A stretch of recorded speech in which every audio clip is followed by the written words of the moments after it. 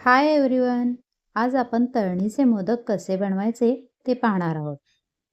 याकरिता मी एक मोठा बाउल खोबऱ्याचा चव, छोटी वाटी गूळ आणि 2 चमचे तूप आणि 2 चमचे दूध असे घेतलेले आहे. प्रथम मी हे तूप घालून घेतले आहे. त्यानंतर खोबरे आणि गूळ घालून घेत आहे आणि 2 चमचे दूध घालत आहे. तर हे मिश्रण चांगले एकसारखे हलवत राहायचं आहे आणि चांगले भाजून घ्यायचे आहे. म्हणजे ते एकजीव झाले की चांगले सारण तयार होईल. हे पहा, सारण कसे एकजीव होत आहे.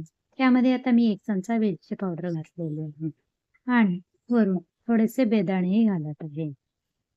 आता आपण मोदकासाठी कणिक मळून घेऊया.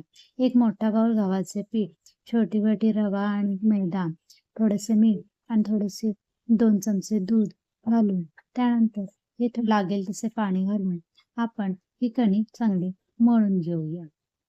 कणिक चांगली मळून झाली की तिला तेल लावून पातेल्याला तेल लावून आपण ते एक अर्धा तास रेस्टसाठी बाजूला ठेवून देऊया. आता आपण मोदकाची तयारी करूया. आता हे पहा, मी कणकेचा एक मोठा गोळा घेऊन चपातीप्रमाणे घडी न घालता हे एकसारखं लाटून घेत आहे. हे पहा, ही बारीक अशी एकसारखी लाटून झालेली आहे.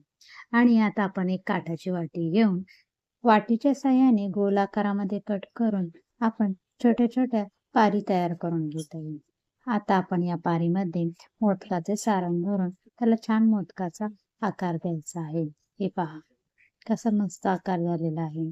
आणि हा असा तयार झालेला मोदक आपण छानपैकी तेलामध्ये तळून घ्यायचा आहे. आणखीन एक मोदक कसा बनवते ते पहा. त्याला मी एकसारख्या कळ्या पाडून घेतलेल्या आहेत आणि छान मोदकाचा आकार दिलेला आहे. हे पहा, आता आणखीन एक गोळा लाटून एक पान तयार करून घेत आहे आणि मोदक बनवून घेत आहे. आणि अशा पद्धतीने मोदक केले तर खूप छान चविष्ट लागतात. खमंग खुसखुशीत मोदक खायची इच्छा असेल तर उकडीच्या मोदकाला हा छान पर्याय आहे. तर पहा, किती सुंदर मोदक होतात ते. आणखीन हे खायला सुद्धा अतिशय छान, खुसखुशीत आणि मस्त लागतात. हे मोदक करायला पण अतिशय सोपे आहेत. हे पहा, आपले मोदक तयार झालेले आहेत. आता आपण गरम केलेल्या तेलात हे मोदक सोडून छानपैकी तळून घ्यायचे आहे. मंद आचेवर हे एकसारखे छान तळून घेतले तर त्याला एक खुसखुशीतपणा येतो. हे पहा, हे तळणीचे मोदक 2 ते 3 दिवस छान टिकतात. प्रवासात न्यायला सुद्धा एकदम सुटसुटीत पदार्थ आहे. तुम्ही नक्कीच ट्राय करा. आणि माझी रेसिपी आवडली असेल तर माझ्या चॅनेलला, पल्लवी डेसी डिलाईट चॅनेलला लाईक, शेअर आणि सबस्क्राईब करा.